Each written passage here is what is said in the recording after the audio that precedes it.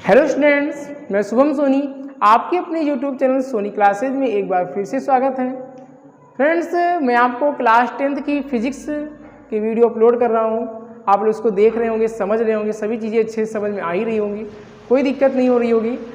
आज हम इस वीडियो में फिर से आपके लिए उसी टॉपिक को आगे लेकर आए हैं। उसके आगे का जो हमारा टॉपिक था, पहला चैप्टर चल रहा है प्रकाश, परावर्तन तथा अपवर्तन, उसके आगे का टॉपिक मैं लेकर आया हूँ। इससे पहले की वीडियो में मैंने आपको प्रतिबिंब के बारे में पढ़ाया, प्रतिबिंब के प्रकार के बारे में समझा दिया। आप लोगों ने बहुत ध्यान से उसको समझा, सभी चीज़ें दिमाग में सेव ही हो गई होंगी। देखिए, यदि आप मेरे लेक्चर को बहुत ही मन से समझेंगे तो मैं पूरा विश्वास के साथ कह सकता हूँ कि आपके दिमाग में फिजिक्स एकदम सेव हो जाएगी। ठीक है ना। बस आपको बहुत ही आराम से एकांत पे बैठना है और सुनना है, समझना है। एकदम ये नहीं कि आप बीच के माहौल में इधर पे आधा मन उधर लगाए, आधा मन उधर लगाए, तो बिल्कुल नहीं समझ में आएगा। बिल्कुल आप शांति से बैठें और मेरे वीडियो को बहुत ही ध्यान से समझें, आपको समझ में आ जाएगा। चलिए, आज मैं आपको प्रतिबिंब के आगे का टॉपिक पढ़ाऊंगा कि प्रतिबिंब रचना का निर्माण कैसे होता है। देखिए, आप जानते हैं कि आपके सिलेबस में अवतल दर्पण के 6 प्रतिबिंब जो बनते हैं, वो प्रतिबिंब पेपर में पूछे जाते हैं, 2 मार्क्स में पूछे जाते हैं। और आप लोगों को मैंने देखा है, बहुत लोगों को ऐसे कठिन लगता है ये बनाना, लेकिन हम आपको बहुत अच्छी सी टेक्निक के माध्यम से आपको समझाएंगे, जिससे आपको बहुत अच्छे समझ में आ जाएगा। चलिए, पहले हम थोड़ा बेसिक बातें करते हैं कि इसमें यूज क्या क्या होंगे, कैसे कैसे पॉइंट आएंगे, उन सभी चीज़ों को बहुत अच्छे से समझ लेते हैं। उसके बाद आप खुद ही देखेंगे कितने आराम से हम प्रतिबिंब को एकदम आसानी तरीके से बना लेंगे। ठीक है ना। तो देखिए, अवतल दर्पण द्वारा अवतल, यहाँ पे हम जो नियम पढ़ा रहे हैं वो ध्यान समझना। पहले हम आपको अवतल का पढ़ाएंगे, बाद में उत्तल का। ठीक है ना। अवतल दर्पण द्वारा प्रतिबिंब रचना का निर्माण, प्रतिबिंब रचना का निर्माण। पहले आप थोड़ा बेसिक समझ लीजिए, उसके बाद आपको मैं एक प्यारा सा चार्ट दूंगा, उसको आपको दिमाग में सेव करना है किसी तरीके से। बाकी टेक्निक भी तो मैं बता ही दूंगा, लेकिन आपको याद करना है, ये जान लीजिए। अवतल दर्पण द्वारा प्रतिबिंब रचना का निर्माण।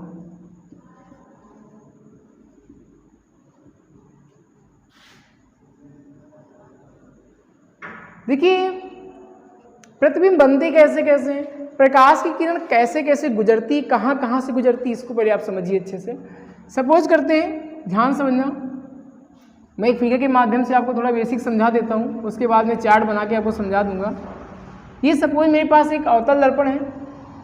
क्या है? एक अवतल दर्पण। हमने आपको दर्पण के बारे में पीछे डिटेल में समझाया है कि दर्पण क्या होते हैं, उसके बारे में, दर्पण की परिभाषा, सबको डिटेल में मैंने आपको पीछे समझा दिया है। आप वीडियो को जरूर देखें। अब यहाँ पर मैंने क्या किया है, यहाँ पर पॉलिश लगा दी है, कलई लगा दी है। आप जानते हैं कि अवतल दर्पण में उभरी हुई सतह पर कलई होती है। अवतल दर्पण में क्या होता है, उभरी हुई सतह पर पॉलिश होती है। ठीक है ना। तो आपको ध्यान देना है कि हम उभरी हुई सतह पर पॉलिश का प्रयोग करेंगे ऐसे ऐसे, और यहाँ पर हम मान लेंगे ये हमारा M1 है और ये हमारा क्या है, M2 है। ठीक है ना। ये हमारा क्या है, M1 है। M1 का मतलब क्या होता है कि जो दर्पण होता है उसको इंग्लिश में मिरर कहते हैं। दर्पण को इंग्लिश में क्या कहते हैं, मिरर कहते हैं। और मिरर का जो पहला लेटर होता है ना, वो M होता है, इसलिए इस सिरे को हम M1 बोलते हैं और इस सिरे को क्या बोलते हैं, M2 बोलते हैं। ठीक है ना। तो यहाँ पर ध्यान दीजिएगा, ये मेरा दर्पण हो गया। अब यहाँ पर मैंने क्या खींचा है, इसके मिडिल से ये मैंने खींचा है, इसको मुख्य अक्ष बोलेंगे। इसको हम क्या बोलेंगे, मुख्य अक्ष बोलेंगे। इंग्लिश में बोलते हैं प्रिंसिपल एक्सिस। ठीक है ना। ये हमारा मुख्य अक्ष हो जाएगा। और ये हमारा ध्रुव है, इंग्लिश में हम पोल कहते हैं। इसको हम P से प्रदर्शित करेंगे, इस बात को ध्यान दीजिएगा। P क्या है, पोल है, और इसको हम हिंदी में क्या बोलते हैं, ध्रुव कहते हैं। ठीक है ना। तो ये हमारा P हो गया। ठीक, अब ध्यान दीजिएगा, इसके सभी पॉइंट को आप ध्यान से चलना। ध्रुव से जो पहली दूरी होती है वो हमारी होती है फोकस। सब डिटेल में आप समझ लीजिए। पहले ध्रुव से जो पहली दूरी होती है वो होती है फोकस दूरी, और इसको हम कैपिटल F से प्रदर्शित करते हैं। उसके बाद क्या होता है, जितनी दूरी यहाँ पे होगी, ध्यान दीजिएगा, जितनी दूरी यहाँ पे होगी उतनी ही दूरी यहाँ पर होगी। दूरी को कम और ज़्यादा यदि आप कर दिए तो गड़बड़ हो जाएगा, प्रतिबिंब बनेगा नहीं सही से। जहाँ बनना चाहिए वहाँ पर नहीं बनेगा। ऐसे ही लोग गलती करते भी, ज़बरदस्ती उसको मिलाने का प्रयास करते कि मिल जाए, किसी तरीके से कहानी बन जाए। तो गड़बड़ी जहाँ होती है वो सभी बातें हम आपको बता रहे हैं कि दूरियाँ कम ज़्यादा नहीं होनी चाहिए। ठीक है ना। और दर्पण ज़्यादा मोटा नहीं होना चाहिए। बहुत से ऐसे कलाकार लड़के हो तो खूब मोटा सा दर्पण बना देंगे, एकदम बेहतरीन तरीके से, तो वो गलत है। दर्पण ज़्यादा मोटा नहीं होना चाहिए, ज़्यादा पतला भी नहीं होना चाहिए, ठीक है ना। तो यहाँ पर मैंने क्या बताया कि ये हमारा ध्रुव हो गया, ये हमारा फोकस बिंदु हो गया, और ये हमारा सी क्या है, वक्रता केंद्र है, सेंटर ऑफ कर्वेचर। इंग्लिश में क्या बोलेंगे, सेंटर ऑफ कर्वेचर, और हिंदी में बोलेंगे वक्रता केंद्र बोलेंगे, ठीक। तो स्टूडेंट इतनी बात तो आप सबको समझ में आई गई होगी। चलिए इसके आगे के पॉइंट हम आपको बता देते हैं कि कभी कभी एग्जामिनर पूछता है कि दर्पण का सबसे बड़ा द्वारक कौन सा होता है। तो यहाँ पर ध्यान दीजिएगा कि एक यहाँ पे जो M1 पॉइंट है और M2 पॉइंट है, यहाँ पर जो M1 और M2 पॉइंट है यह दर्पण की सबसे बड़ी द्वारक कहलाती है। कैसे देखिए, यदि M1 और M2 को क्या करें, मिला दें, यदि M1 और M2 को मिलाएं तो यह दर्पण की सबसे बड़ी द्वारक कहलाएगी। इसके बाद जितने भी द्वारक होंगे सभी छोटे होंगे। देखिए कैसे, हम इसके बाद यहाँ पर लेकर आए तो ये इससे छोटा हो जाएगा, यहाँ पर लेकर आए ये इससे छोटा हो जाएगा, यहाँ पर लेकर आए ये इससे छोटा हो जाएगा। यानी सबसे बड़ी लाइन कौन सी है, ऐसी लाइन जो M1 और M2 को मिला रही है। तो दर्पण की सबसे बड़ी द्वारक क्या होगी, आप क्या बताएंगे कि दर्पण की M1 व M2 को मिलाने वाली जो रेखा होती है वो दर्पण की सबसे बड़ी द्वारक कहलाती है, ठीक। अब देखिए यहाँ पर हम एक पॉइंट आपको जो बताना चाहे थे वहाँ पे पहुँचते हैं, धीरे धीरे सभी चीज़ें क्लियर हो रही होंगी, उम्मीद करते हैं। अब आपको हम प्रतिबिंब रचना का निर्माण पढ़ा रहे हैं, तो ध्यान दीजिएगा कि यहाँ पर हम 3 नियम आपको बताएंगे, तीनों नियम को ध्यान से समझना है, उसी पर हम पूरे फिगर को बहुत अच्छे से सिखा देंगे आपको। पहली प्रकाश की किरण, यहाँ पे पहला नियम क्या है, यदि कोई प्रकाश की किरण मुख्य अक्ष के समांतर आपतित हो, जैसे प्रकाश की किरण है ये देखिए मुख्य अक्ष के समांतर, ये हमारा मुख्य अक्ष है, ठीक है ना, ये मुख्य अक्ष के समांतर आपतित हो तो दर्पण पर पड़ने के बाद, यहाँ पे कलई लगाना मत भूलना, कलई लगेगी तभी प्रकाश का परावर्तन होगा। वो लोग कलई लगाना भूल जाते हैं, परावर्तित भी कर देते हैं, गलत कर देते हैं, ठीक है ना। तो क्या बताया, यदि कोई प्रकाश की किरण मुख्य अक्ष के समांतर आपतित होगी तो दर्पण पर पड़ने के बाद फोकस से होती हुई नीचे की ओर आएगी। कहाँ से आएगी, फोकस से। ये बात ध्यान रखनी है। यानी कहने का मतलब क्या है कि मुख्य अक्ष के समांतर जो प्रकाश की किरण जाती है वो दर्पण पर पड़ने के बाद फोकस से गुजरती है, ठीक। ये हमारा पहला हो गया।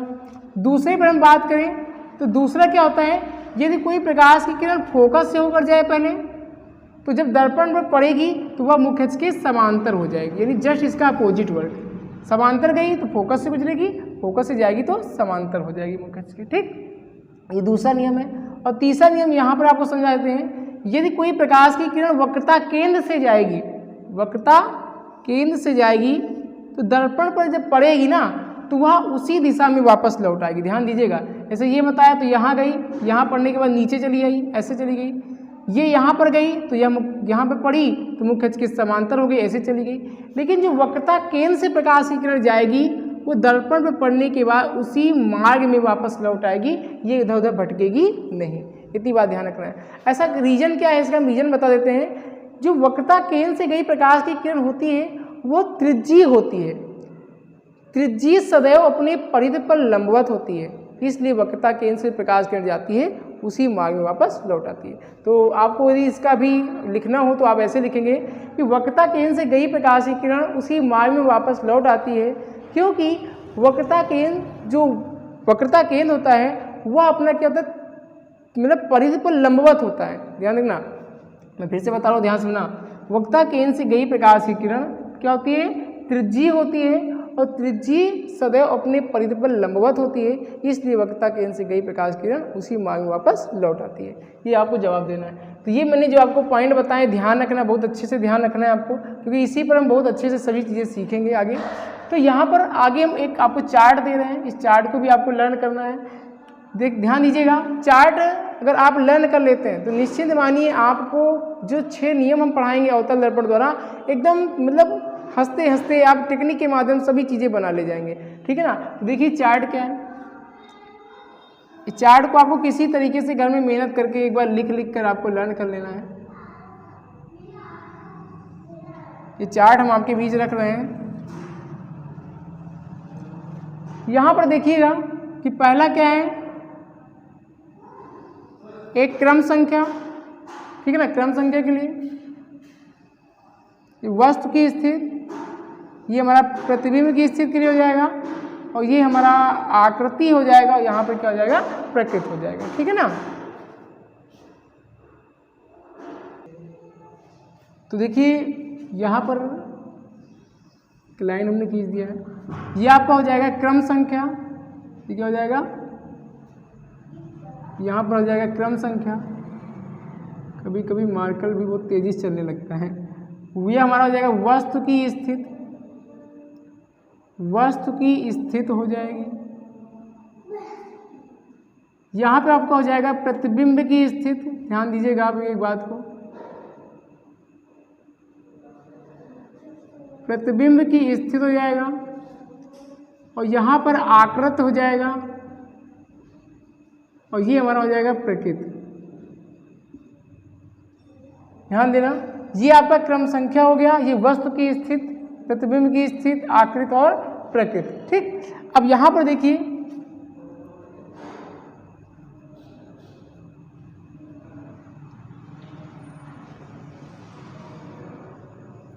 ये हमने 6 नियम डाल दिए, और यहाँ पे हम जो आखिरी वाला है उसको हम सबसे अलग कर देंगे। इसका जो कार्य है वो सबसे अलग है, इसलिए हमने इसको लाइन खींच के सबसे नीचे कर दिया है। इसको हम अलग आपको बता देंगे।